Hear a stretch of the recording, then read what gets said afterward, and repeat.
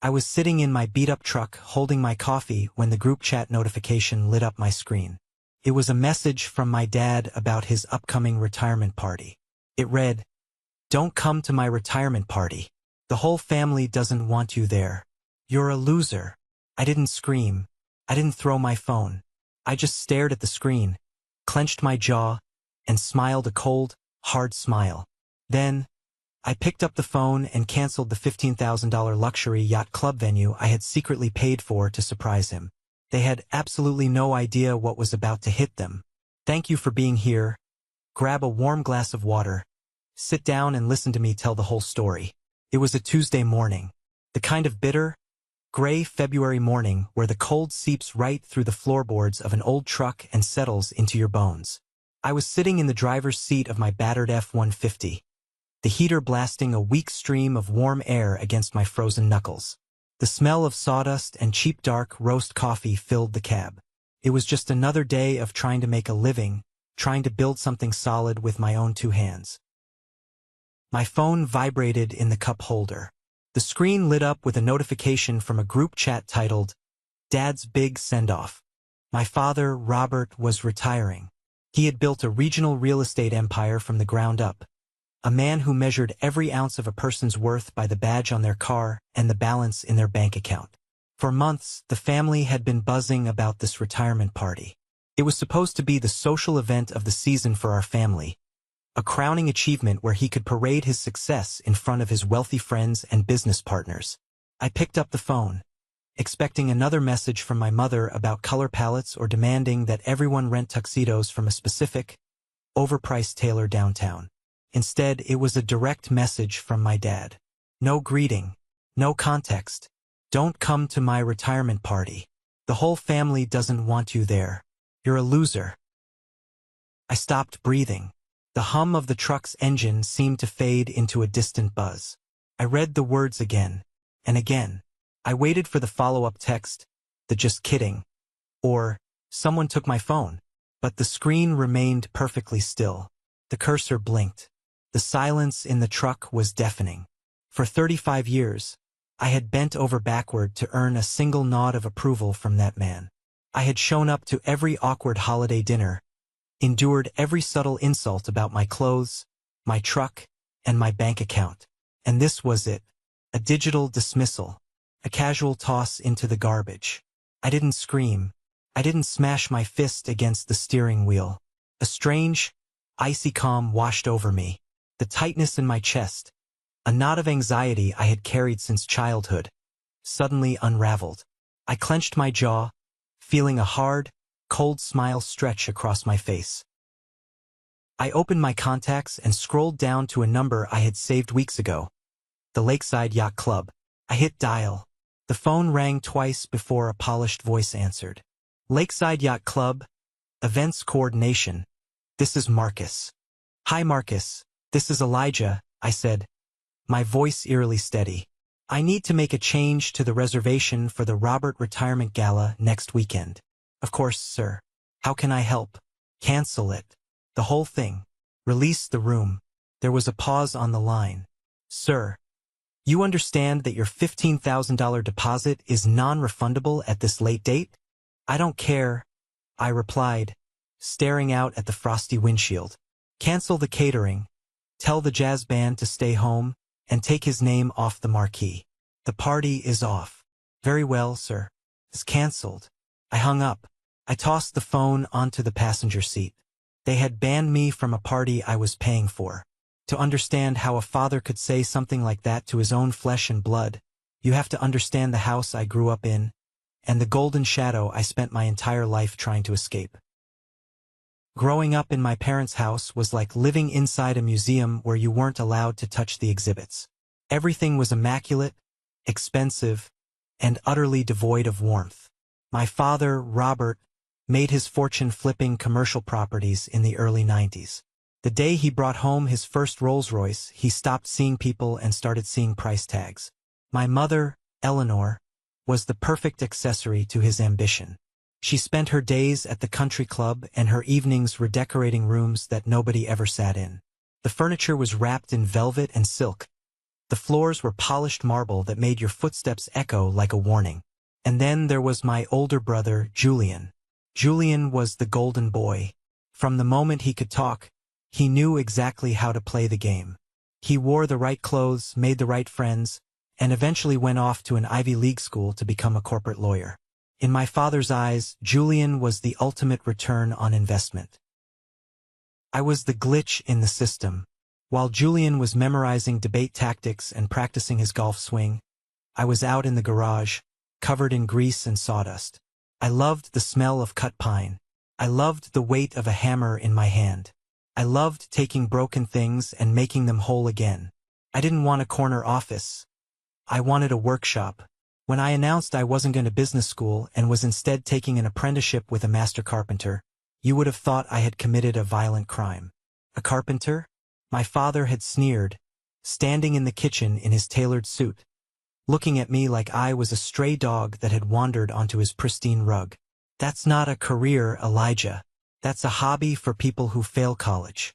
You're going to spend your life taking orders from people like your brother. From that day on, I became the black sheep. At family gatherings, they would introduce Julian with a laundry list of his accomplishments, his degrees, his prestigious firm.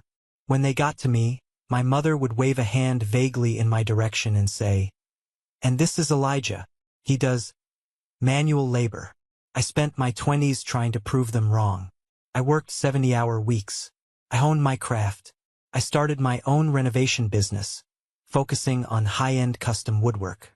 I made a good living, but it didn't matter. Because my hands were calloused and my boots had mud on them, I was entirely invisible to them.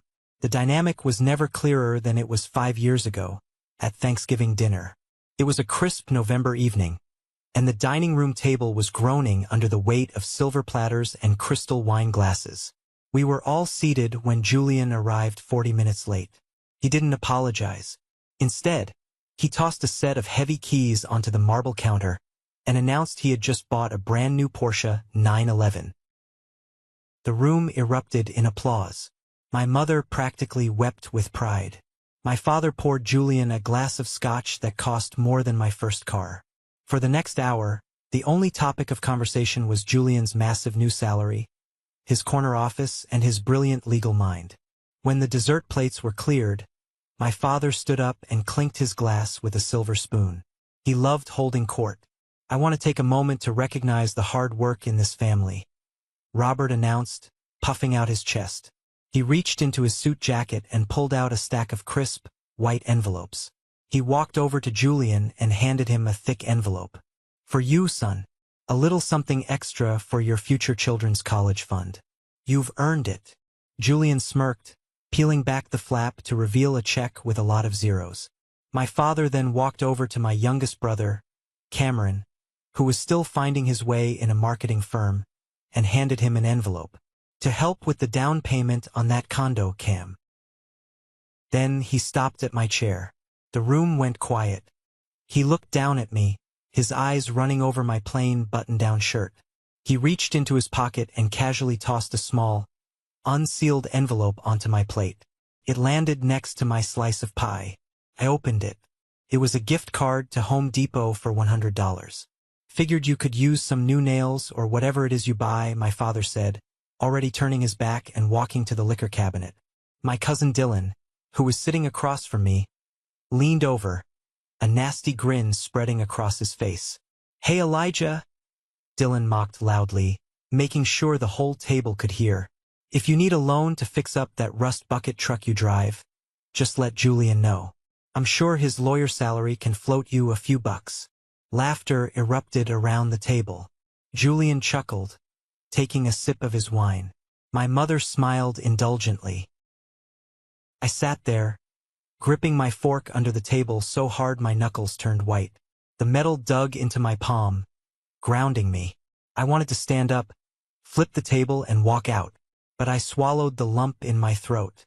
I forced a tight smile, put the gift card in my pocket, and quietly said, "Thanks, Dad." I took the humiliation because I still foolishly believed that one day, if I just kept my head down and worked hard enough, they would finally see my worth.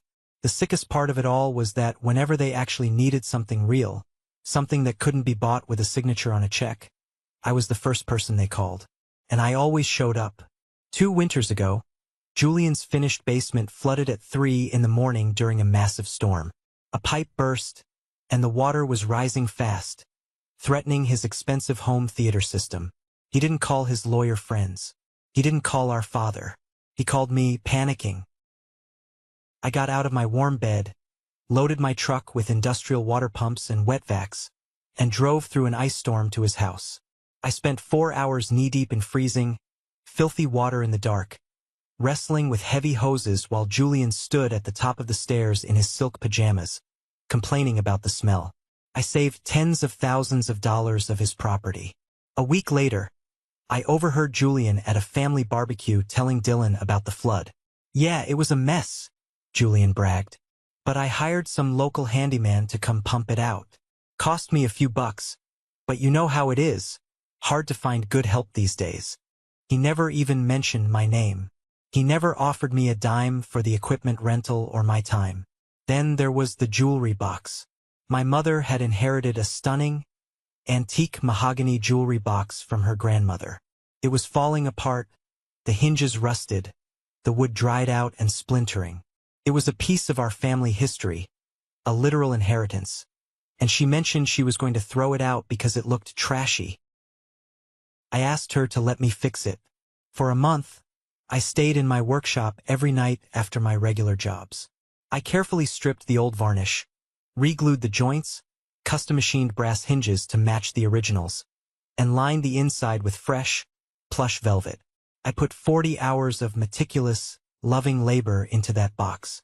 On Mother's Day, I wrapped it beautifully and handed it to her.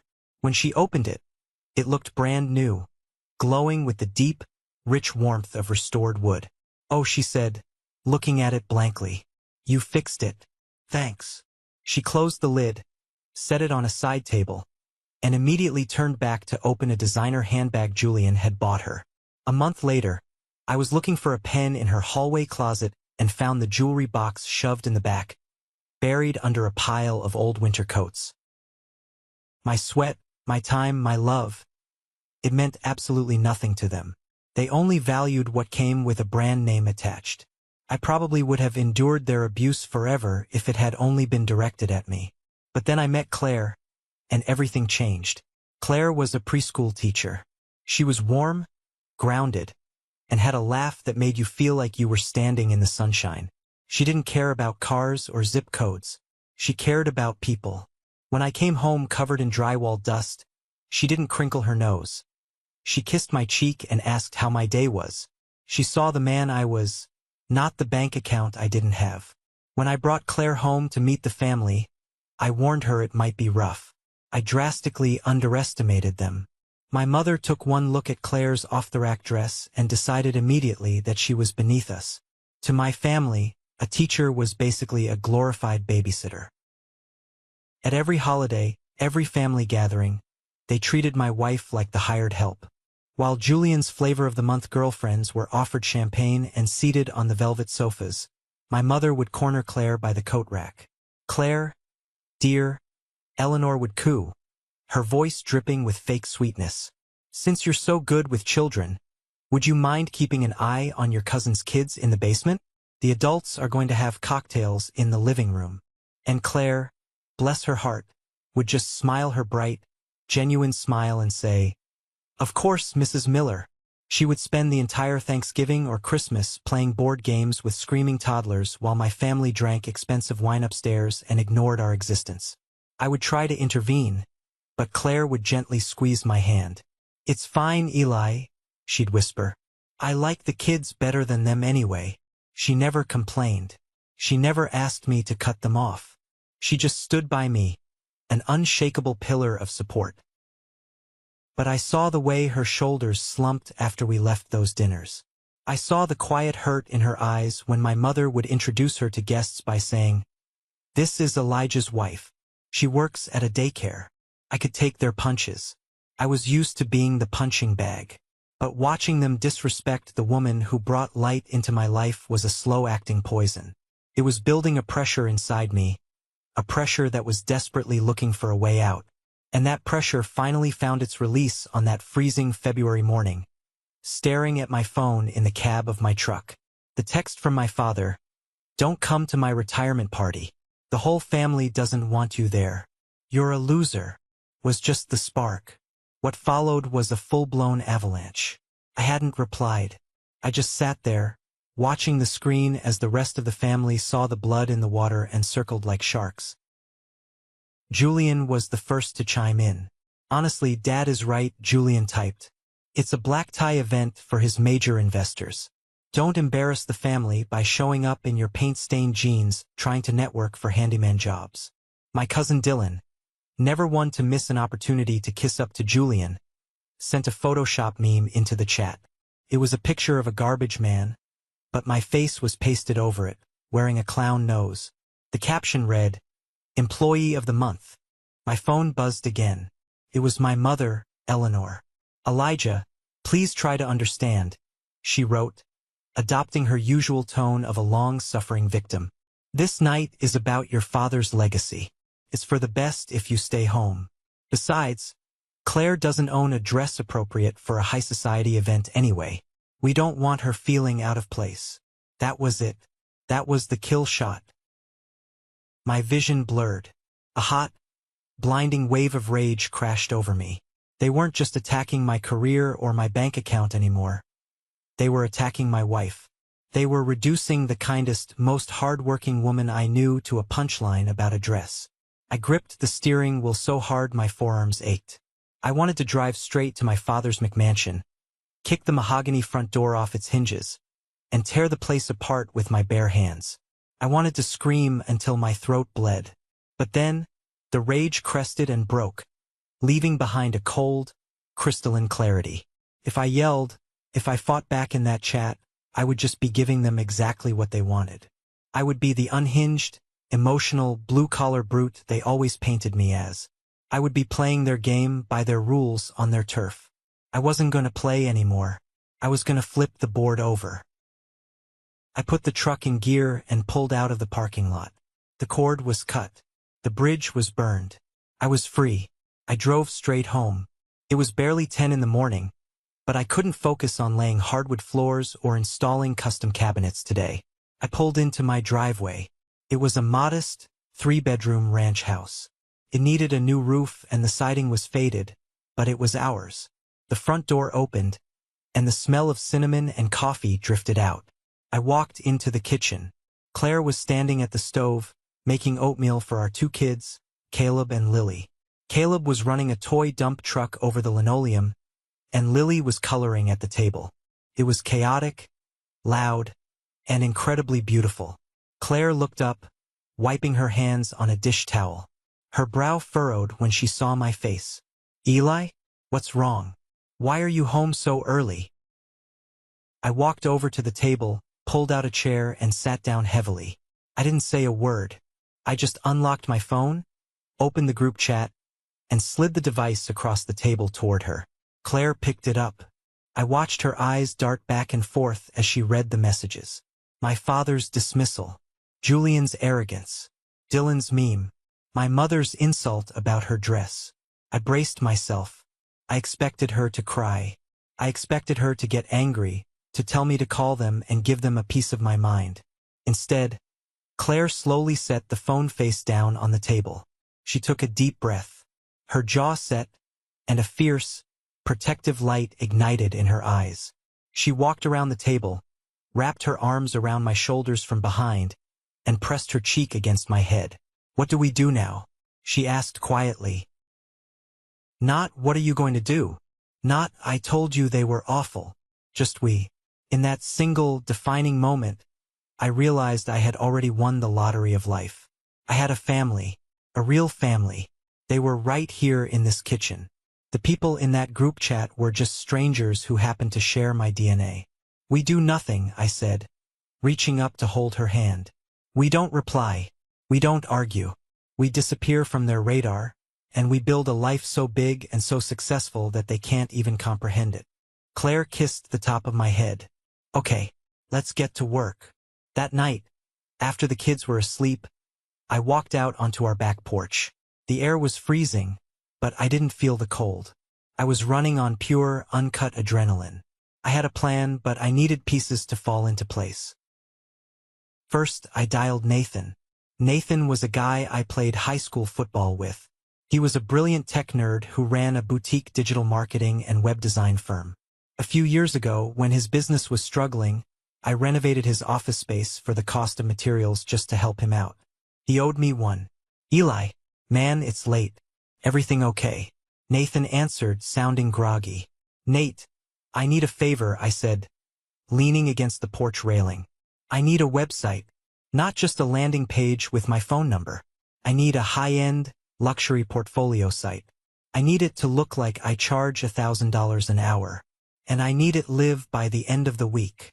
Over the years, I had done some incredible work: custom wine cellars, hidden library doors, complete historical restorations. I just never bothered taking professional photos or bragging about it. I relied on word of mouth. That was stopping tonight. "I can do that," Nathan said, his voice sharpening with interest. "Send me every photo you have. What's the rush? I'm going hunting for whales, Nate." I hung up and scrolled through my contacts again. This time I stopped on my cousin Samuel. Samuel was the black sheep of my aunt's side of the family. He had moved away to Charleston, South Carolina, a decade ago to invest in rental properties. My family mocked him for leaving, but Samuel was smart. He was the only relative who ever treated me with an ounce of respect. I called him. He picked up on the first ring. "Elijah? Long time no hear, buddy. What's going on?" "Sam, I'm cutting the cord," I said plainly. "I'm done with them. All of them. I need to get out of this state. I remember you saying the housing market down in Charleston is booming for custom builders." "It's exploding, man," Samuel said, his voice dropping low. "Old money, new money, tech money moving in. They can't build custom homes fast enough. Do you have any rental properties empty right now?" "Funny you ask. I just finished rehabbing a 3-bedroom on James Island. Big fenced yard, huge detached garage you could use as a workshop. It goes on the market next week." "Don't list it," I said. "I'll take it. Give me a month to wrap up my jobs here."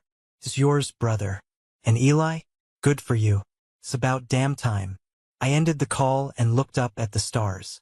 The gears were turning. The escape hatch was open. For the next 3 weeks, I played a dangerous, exhilarating game of psychological warfare. I didn't block my family. I didn't leave the group chat. I just muted it. I wanted them to see my name sitting in the participant list. I wanted them to wonder why I hadn't reacted, why I hadn't come crawling back to beg for forgiveness like I always did. Instead of arguing, I let Nathan's work do the talking. The new website launched, and it was a masterpiece. Sleek, modern, and featuring high-resolution photos of my absolute best work. I started posting on my social media accounts I knew Julian and Dylan stalked. I posted a video of a secret, motorized bookcase door I had engineered for a wealthy tech CEO's private study. I posted a photo gallery of a $200,000 custom kitchen remodel I had done for a local surgeon, featuring imported Italian marble and hand-carved mahogany cabinets. I never mentioned my family. I never posted a single negative word. I just projected absolute, undeniable success. Then came the kicker. A very wealthy client of mine, a guy whose historic downtown loft I had completely restored, couldn't attend a highly exclusive charity gala. He gifted the tickets to Claire and me. These were tickets that cost $1,000 a plate. Claire went to a vintage consignment shop and found a stunning, classic black gown. I rented a sharp tuxedo. We attended the gala, drank champagne, and mingled with the exact type of people my father spent his life trying to impress. We took a photo in front of the ice sculpture, Claire looking like a movie star, and I posted it online with the caption, "A beautiful night with my beautiful wife." The next morning, my phone chimed. It was a private message from Julian. "Saw your post," Julian wrote. "How did you afford tickets to the Children's Hospital Gala? Did you take out another loan? Don't bankrupt yourself trying to pretend you're something you're not." I read the message, laughed out loud, and hit the back button. I left him on read. No reply. Just the agonizing silence of a man who suddenly realized he didn't have the power anymore. I could practically smell Julian's jealousy burning through the screen. They expected a broken, defeated carpenter. Instead, they were watching me thrive. Then came the day of my father's retirement party.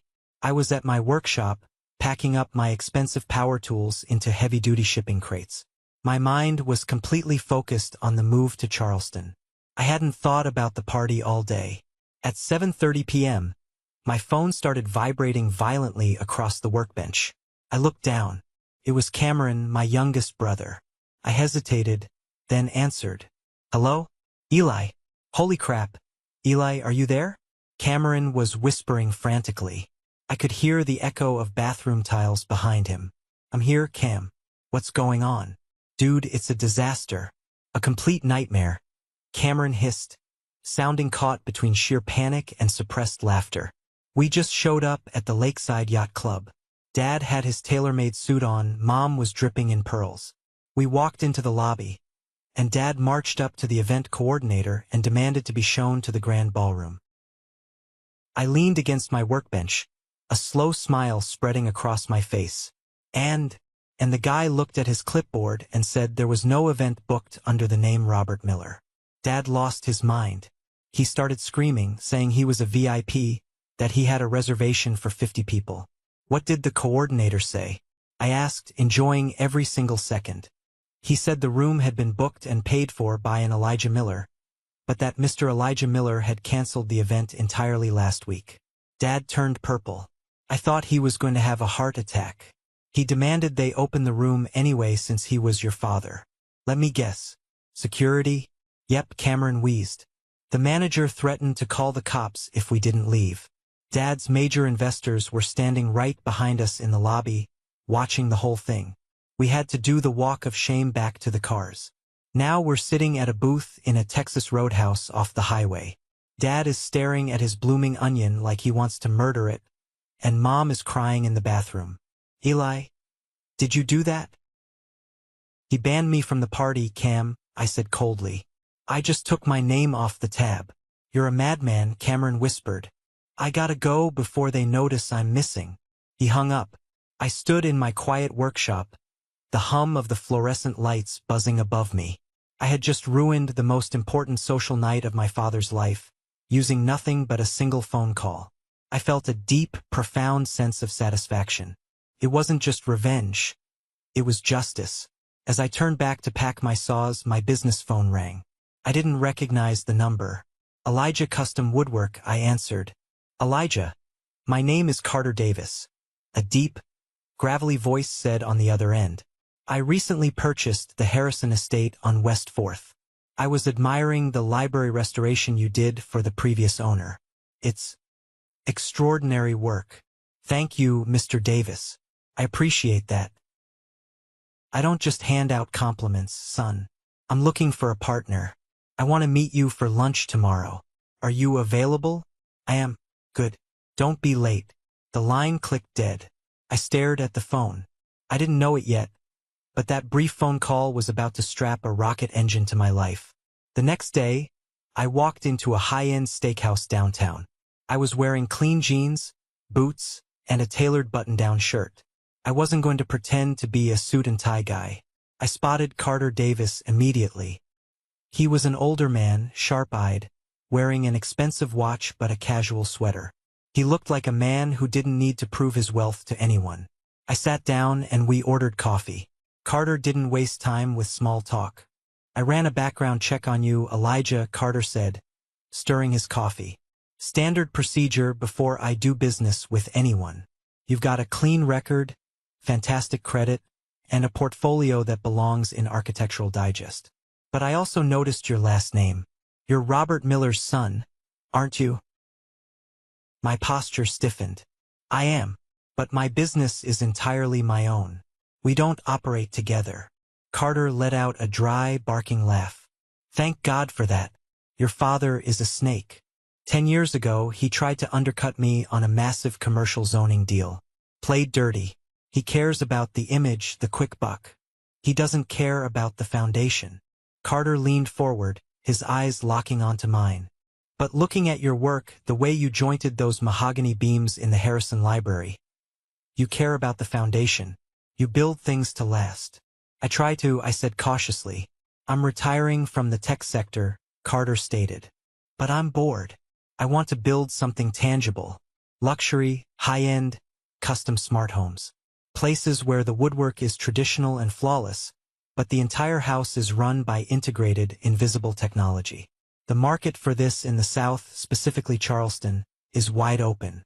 But I need a master builder to run the physical operations. My heart hammered against my ribs. Charleston, the exact city Samuel had a house waiting for me. It was like the universe was clearing a path. I'm moving to Charleston in 3 weeks, I said. Carter raised an eyebrow, impressed. Is that so? Well then, I'm willing to back you. I will inject $500,000 of seed capital into a new joint venture. You run the crews, the design, the builds. I handle the tech integration and the high society networking. We split the profits 60-40 in your favor. I sat perfectly still. $500,000. It wasn't just a job offer. It was a massive promotion to the major leagues. It was the kind of money Julian bragged about, but this was real. This was built on respect and skill, not manipulation and family politics. Mr. Davis, I said, extending my calloused hand across the table. You have yourself a partner. He shook my hand firmly. Call me Carter. And Elijah, let's go build an empire. The final 3 weeks in my hometown passed in a blur of hyper-focused energy. Claire and I operated like a well-oiled machine. We didn't tell a single soul outside of Nathan and Carter what we were doing. We didn't want my family getting wind of it and trying to sabotage it, or worse, suddenly pretending they supported me now that I had real money backing me. We held a massive garage sale, getting rid of everything we didn't absolutely need. At night, with the blinds drawn, we packed our lives into heavy cardboard boxes. Caleb and Lily treated it like a grand adventure, coloring on the boxes and talking about the beach in South Carolina. I officially dissolved my local LLC and registered the new joint venture in South Carolina. Every tie to the soil of my childhood was methodically severed. On the final night, a massive 26-foot moving truck sat idling in our driveway. The house was empty. The hardwood floors echoed with our footsteps. The walls looked bare and strange. I walked through the rooms one last time. This house had seen my struggles, my quiet tears of frustration after family dinners, my late nights calculating budgets at the kitchen table. But it had also seen my children's first steps and my wife's unwavering love. I stood in the center of the empty living room. The morning sun was just starting to peek through the bare windows, casting long golden squares of light across the dust on the floor. I pulled out my phone and took a single photograph of that empty, sunlit room. I opened the social media app. I didn't tag Julian. I didn't tag Dylan or my parents. I just uploaded the photo with a simple caption. Family isn't about blood. It's about who stays when it counts. To new horizons and building things that last. Goodbye. I hit post. I knew within an hour, Dylan would see it and send it to the group chat. I knew my mother would panic, and my father would rage at the loss of control. But I wouldn't be there to hear it. I walked out the front door, locked it, and dropped the key in the mailbox for the real estate agent. I climbed into the cab of the moving truck next to Claire. She reached over and placed her hand on my knee. She smiled, her eyes shining with unshed tears of relief. Ready? She asked. I looked down at my phone. The screen lit up. A call from Dad. I didn't decline it. I didn't let it go to voicemail. I simply popped the back off the phone, pulled the tiny SIM card out with my thumb, and rolled down the window. I flicked the small piece of plastic out into the brisk morning air.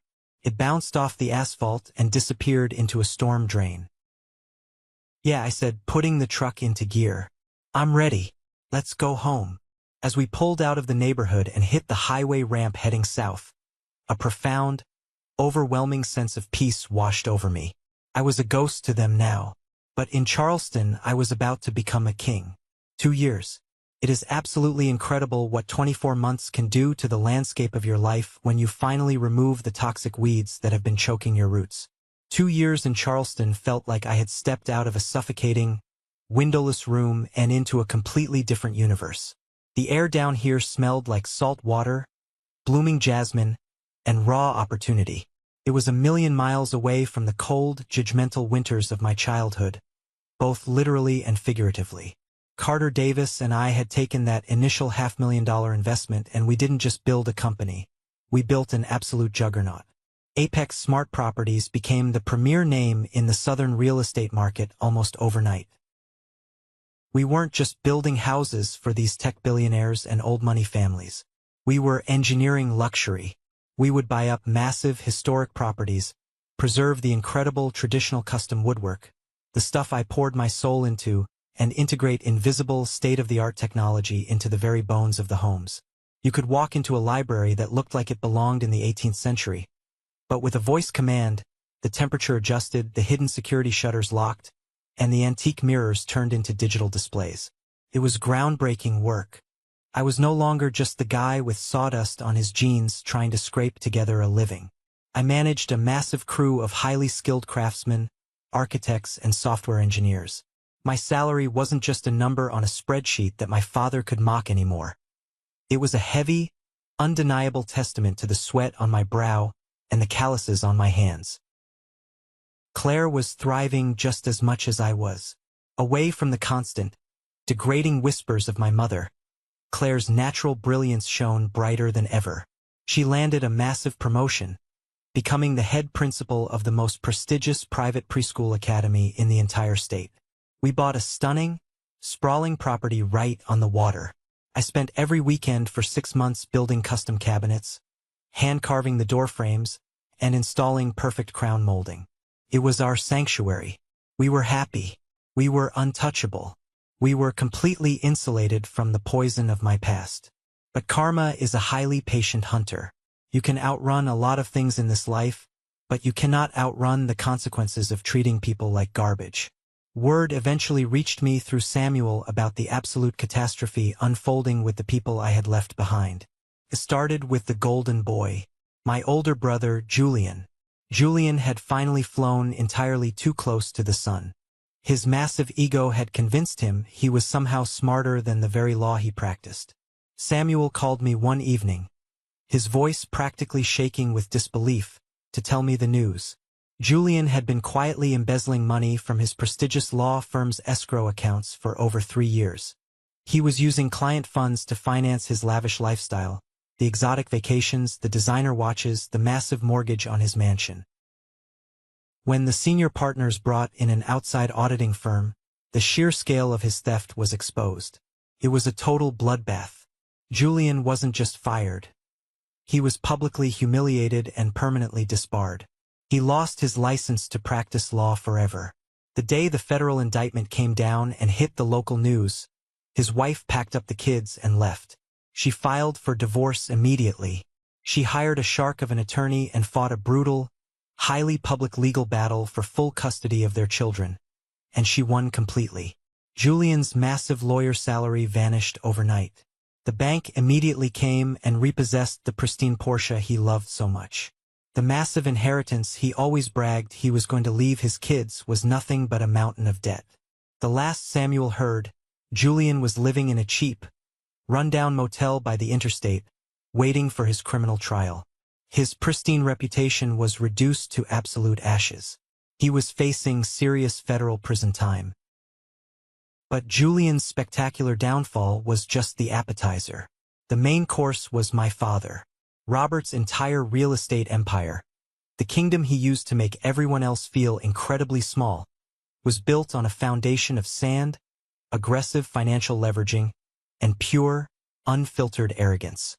When the commercial real estate market took a slight dip, his house of cards didn't just wobble. It completely collapsed. But this wasn't just a streak of bad luck in a tough market. An investigation by the SEC uncovered over a decade of cooked books, falsified property valuations, and fraudulent investor reports. Robert had been playing a giant shell game with millions of dollars. Federal agents actually raided his corporate office. Samuel sent me a link to the local news broadcast showing agents carrying boxes of hard drives and files out of the glass building my father used to rule from.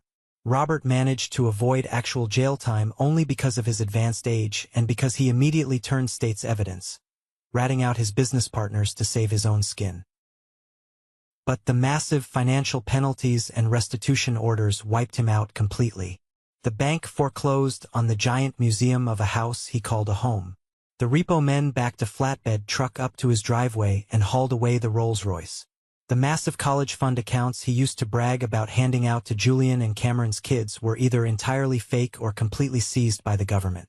My mother's beloved country club membership, the cornerstone of her entire social identity, was permanently revoked. Their supposed friends, the exact same high society people they had desperately tried to impress at that disastrous retirement party I canceled, stopped returning their calls overnight. It was like attending the funeral of his ego. Financially, socially, and professionally, my father was completely dead. Desperation makes people do incredibly crazy, irrational things. To escape the suffocating humiliation and the endless whispers in our hometown, Robert and Eleanor packed whatever meager belongings fit into a rented, high-mileage sedan and fled south. They chased rumors of a booming housing market, desperately hoping to salvage scraps of their former glory in a place where nobody knew their names. They ended up right here in Charleston. They rented a tiny, run-down, roach-infested apartment on the deep industrial outskirts of town, right next to a noisy freight train line. Then came the Tuesday morning that completely changed the trajectory of the rest of my life. I was sitting at my desk reviewing a set of architectural blueprints. My office was on the top floor of the Apex building, surrounded by massive, floor-to-ceiling glass windows overlooking the beautiful harbor. My desk intercom buzzed. It was Sarah, my executive assistant. "Elijah, I'm sorry to interrupt. Your 2 o'clock is here in the lobby. A Mr. Robert Miller, interviewing for the senior site consultant position." I sat back in my heavy leather chair. The air in the room suddenly felt incredibly still. Carter Davis usually handled the initial executive screenings. That was our dynamic. But Carter knew exactly what he was doing. Carter had seen Robert's resume come across his desk, instantly recognized the name of the man who had tried to illegally ruin him decades ago, and deliberately scheduled him to meet the CEO directly. Me. I stood up slowly. I walked over to the mirror hanging near the door. I adjusted my tie. I buttoned my tailored suit jacket. I looked at the man in the reflection. I was no longer the desperate kid begging for a crumb of validation. I was a titan in my own right. I walked out of my office and down the long, carpeted hallway toward the main glass-walled conference room. Through the tinted glass, I saw him, Robert. He looked 20 years older than the last time I saw him. His hair was entirely white and thinning badly. He was wearing an outdated, heavily worn suit that hung loosely on his frame, looking like it hadn't been professionally dry-cleaned in months. His shoulders, once so broad and filled with arrogant pride, were heavily slumped forward. He was nervously twisting a cheap plastic promotional pen in his hands, his right leg bouncing up and down with intense anxiety.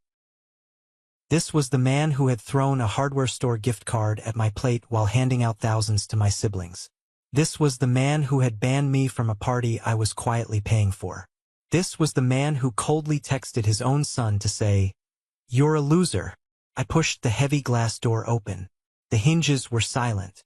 Robert stood up quickly, practically jumping out of his chair in his eagerness to impress. He pasted on that fake, overly confident salesman smile he had used to charm wealthy investors his entire life. He reached his hand out across the table. "Good afternoon, sir. I'm Robert." His voice instantly died in his throat. The sound just evaporated. He stared at me. His pale blue eyes darted frantically from my face, to the cut of my expensive tailored suit, down to the heavy gold watch on my wrist, and immediately back to my face. His jaw physically dropped open. All the color drained from his face in a split second, leaving his skin looking like wet gray ash. He took a stumbling step backward, his knees hitting the edge of the heavy conference chair. He looked like a man who had just seen a ghost walk right through a solid wall. "Elijah?" he whispered, his voice cracking violently, sounding incredibly small and frail. What are you doing here? I didn't smile. I didn't frown. I kept my face an absolute, unreadable mask of stone. I walked calmly to the head of the long mahogany table. I pulled out my heavy leather chair and sat down slowly, making no sudden emotional movements. I picked up his printed resume from the center of the table and folded my hands over it. I am the Chief Executive Officer and the majority owner of Apex Smart Properties. Robert, I said, my voice perfectly level, completely devoid of any anger or affection. Please take a seat. We have an interview to get through. He didn't move. He physically couldn't. He just stood there frozen, his hands shaking so hard the cheap pen rattled loudly against his leg. You own this? This entire company? He stammered, looking wildly around the luxurious, sunlit room as if the glass walls were suddenly closing in to crush him. Carter Davis and I built it from the ground up, I said casually, leaning back and crossing one leg over the other. I hear you're highly familiar with Carter's work, though from what I understand, you usually prefer stealing his commercial zoning permits behind his back. Robert swallowed hard, his Adam's apple bobbing sharply in his throat. He practically collapsed backward into the chair. The realization was hitting him like a runaway freight train. The crushing gravity of the situation was settling onto his shoulders. The incredibly wealthy, powerful man he was desperately begging for a job, the man holding his literal financial survival in his hands, was the exact same son he had banished from his life. I picked up his resume. I held it between my index finger and thumb like it was a piece of contaminated trash I had found blowing across the sidewalk. I looked at the paper for a long, agonizing minute. I let the heavy silence stretch out in the room until it was absolutely suffocating. I could hear his rapid, shallow breathing. Then, I looked back at him.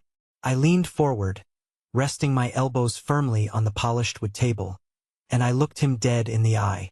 I channeled the exact same sneering, arrogant tone he had used on me my entire life.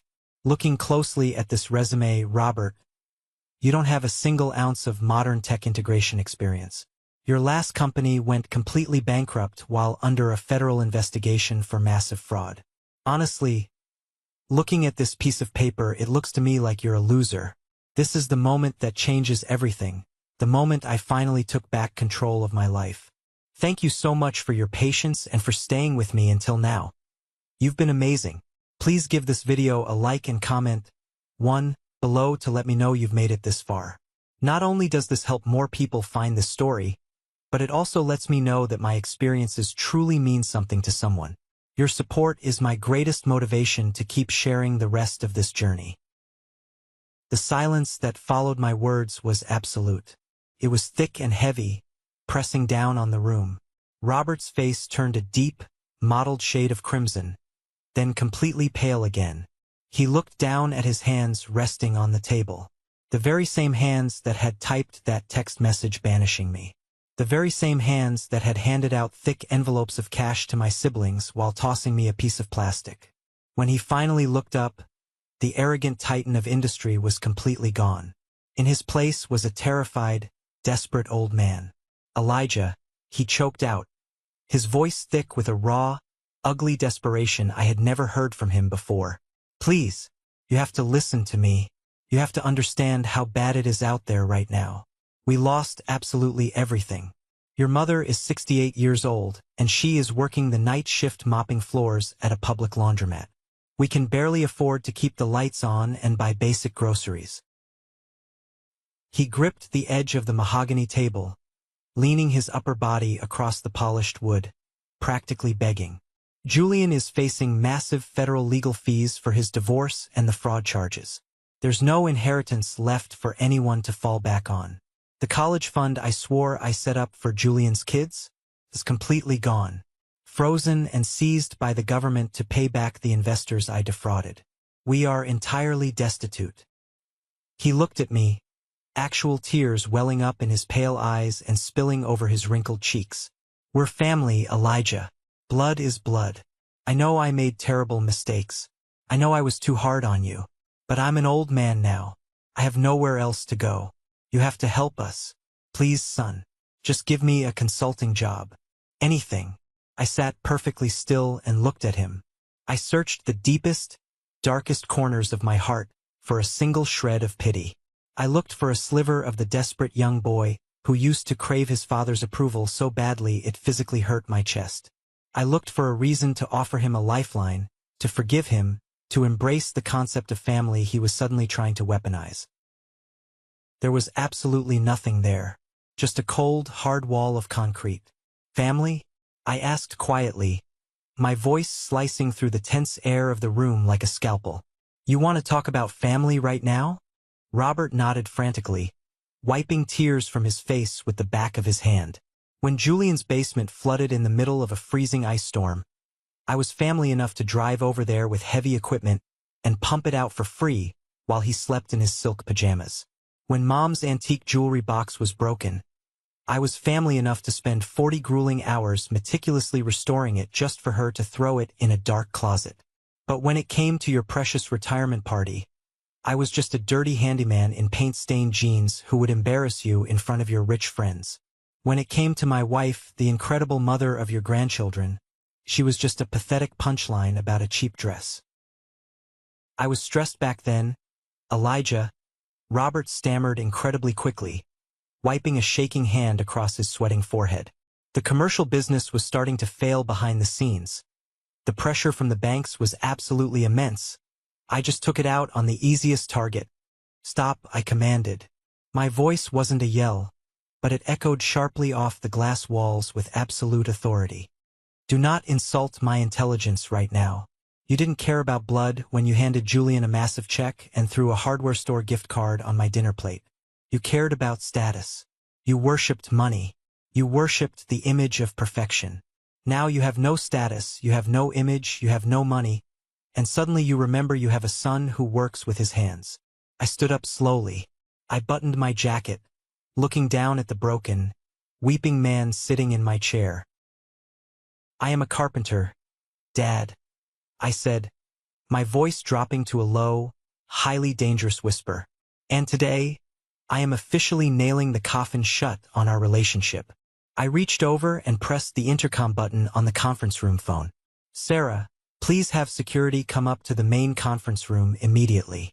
Mr. Miller's interview is officially over. He is leaving. Robert jumped up from the chair, his hands trembling violently. You can't do this. You can't just throw me out. I am your father. I gave you life. You owe me a chance to make this right. And I survived you, I replied, turning my back to him completely and looking out the massive window at the sailboats drifting through the harbor. Goodbye, Robert. Do not ever apply to my company again. The heavy glass door opened. 2 large, highly professional security guards entered the room. They didn't even have to touch him. Their imposing, silent presence was enough to break whatever tiny shred of fight he had left. Robert Miller, the great real estate titan, the man who demanded fear and respect from everyone he ever met, slowly shuffled out of the glass room. His head was bowed, his shoulders entirely defeated, completely stripped of the very last ounce of his dignity. I watched his reflection in the glass as the doors closed behind him. 3 days after that explosive meeting in the conference room, the front desk receptionist called my direct line. My youngest brother, Cameron, was standing nervously by the front glass doors of the lobby, asking to see me. I hadn't seen or spoken to Cameron in over 2 years. When I walked downstairs, I barely recognized him. He looked completely exhausted. His clothes were heavily wrinkled. His hair was unkempt, and he had deep, dark, bruised-looking circles under his eyes. I didn't want him making a scene in the lobby of my corporate headquarters, so I walked him across the busy street to a quiet corner booth in a local coffee shop. We sat down. I ordered 2 black coffees. Cameron stared blankly at his mug, his hands wrapped around it for warmth. He told us, Cameron said quietly, his voice raspy. Dad came back to that awful apartment after the interview and just completely broke down. He was sobbing uncontrollably. He told Mom everything that happened in that room. He told her who you are now, what you've built. And? I asked, taking a slow sip of my coffee, feeling absolutely nothing in my chest. Mom hasn't stopped crying for 3 straight days, Cameron sighed, rubbing his tired face with his hands. She's absolutely terrified, Eli. They are getting officially evicted next Tuesday. The landlord is bringing the sheriff. I can't help them. I lost my marketing job when Dad's company tanked and the scandal hit the news. Nobody will hire anyone with the last name Miller back home. I'm sleeping on a buddy's couch right now just to survive. Cameron looked up at me, his eyes pleading, desperate for a lifeline. I'm not asking you to forgive them, Eli. I know I stood by and watched them treat you and Claire like absolute garbage for years. I laughed at Dylan's stupid meme in that chat. I was a massive coward. I just wanted Dad's approval too, and I threw you under the bus to get it. But Eli, they're going to be living on the literal street next week. They are old. Dad's heart can't take the stress. They won't survive it. I looked closely at my younger brother. He was a victim of their highly toxic, manipulative game too, just in a very different way than I was. He had been bought and paid for his entire life. He was handed envelopes of cash to keep him loyal and dependent. And when the money finally ran out, he was left with absolutely no real skills and no idea how to survive in the harsh reality of the world. I reached into the inner pocket of my jacket and pulled out my smartphone. I opened a highly secure banking app. With a few taps, I transferred exactly $5,000 into a brand new checking account I had deliberately set up that morning in anticipation of this exact moment. I pulled a pen from my pocket, grabbed a paper napkin from the dispenser, wrote an address on it, and slid it across the table to Cameron. That is the address for a small, 1-bedroom rental property over in North Charleston, I said flatly, my tone indicating there was zero room for negotiation. It's in a safe neighborhood, but it is incredibly basic. No luxury appliances, no marble countertops. The landlord is a guy named Samuel. You remember our cousin Sam. I have paid exactly 1 month's rent. The keys are currently sitting under the front welcome mat. Cameron stared down at the napkin like it was a winning lottery ticket. Thick tears welled up in his eyes and spilled onto his cheeks. That gives them exactly 30 days to get basic jobs, swallow their pride, and figure out their lives, I continued coldly. Eli, thank you. Thank you so much. I swear to God. I'll pay you back every single cent. I don't want the money back, Cam. I interrupted gently but with an iron firmness. But you need to tell them this and you need to make sure they understand it perfectly. That is the absolute last cent they will ever see from me. They do not call my phone. They do not approach my wife in public. They do not come anywhere near my children. If I ever see them anywhere near my property, or if they try to contact my business, I will have them immediately arrested for trespassing and harassment. Are we entirely clear? Crystal clear, Cameron nodded vigorously, clutching the napkin to his chest as if his life depended on it. That was the absolute end of it. The final door swinging shut. Over the next year I would occasionally see them. Charleston is a massive city, but it operates a lot like a small town. The universe has a funny way of putting people in your path. I'd be driving my heavy-duty truck to inspect a new commercial job site, and I'd see Robert standing at a public bus stop. He would be wearing a faded winter coat, holding a plastic grocery bag, staring blankly down at his worn-out shoes. Once, Claire and I were at a large discount grocery store picking up bulk supplies for a church charity drive. I turned down the canned goods aisle and I saw my mother. Eleanor was holding a thick stack of cut-out paper coupons, loudly arguing with an exhausted teenage cashier over a 50-cent discrepancy on a can of generic soup. They saw us. I know for an absolute fact they did. But the very second their eyes met mine across the asphalt parking lot or down the fluorescent-lit grocery aisle, they immediately looked away. They practically ran in the opposite direction. The heavy, crushing weight of their immense shame was far too much for them to carry. They couldn't face the crushing reality that the son they threw away, the son they brutally labeled a loser, was the only one who actually made something brilliant and lasting out of his life. They were permanently locked out of my world. They would never see my beautiful, sprawling custom home on the water. They would never ride the waves in my boat or sit at my massive dining table. They would never know the brilliant, funny, incredibly kind kids my children were growing up to be. They deliberately chose money and fake social status over their own flesh and blood. And in the bitter end, they lost both. The ultimate revenge wasn't screaming at them in a crowded room. It wasn't suing them or actively trying to ruin their lives. The absolute best revenge was my complete, unwavering, and total indifference to their existence. It was a beautiful Saturday afternoon in late October.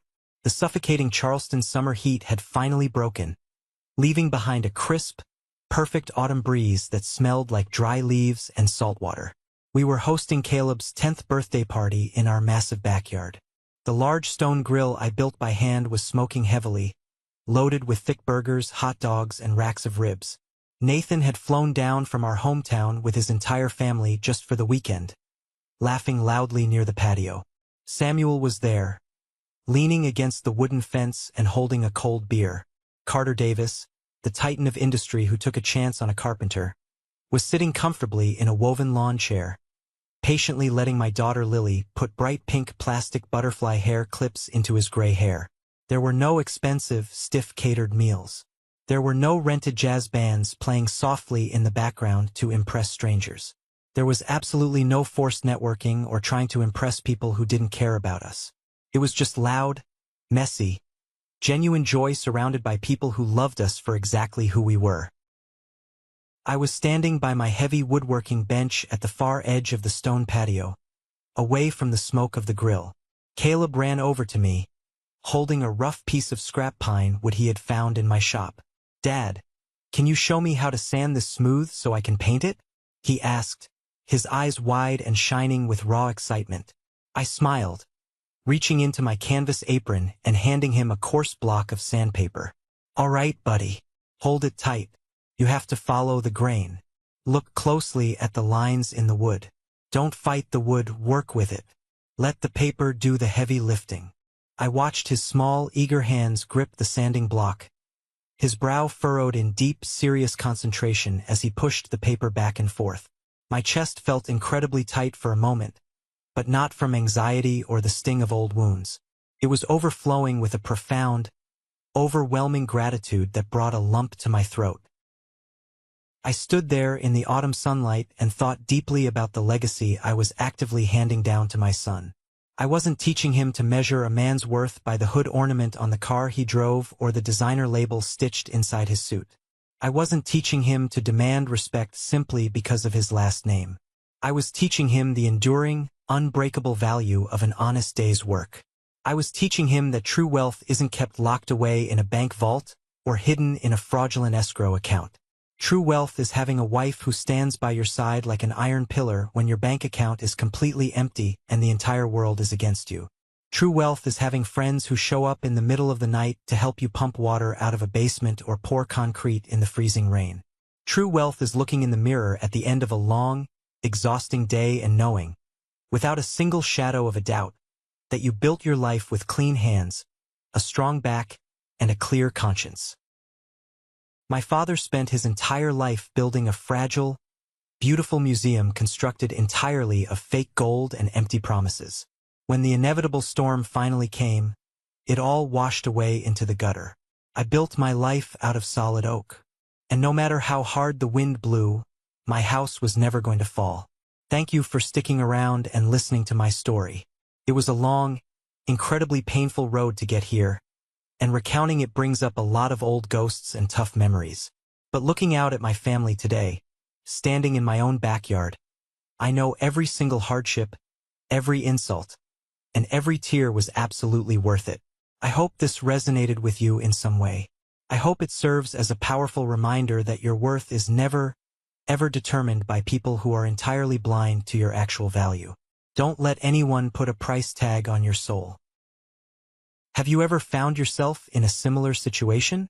Have you ever had to walk away from highly toxic family members or supposed friends just to save your own sanity and protect your peace? If you made it all the way to the end of this video, I want you to do something special for me right now.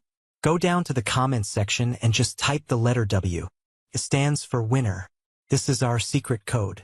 It's for the 1% Club, the group of amazing, highly dedicated people who actually watch a story through to the very end. You are the ones who understand that the absolute best revenge in life is simply living a massive, happy, and incredibly successful life. I read every single comment, and when I see that W, I'll know you're one of the real ones. Please hit that like button if you enjoyed the story, and make sure to follow and subscribe so we can keep sharing these journeys together. Stay strong, keep building your life on a solid foundation, and I'll see you in the next one.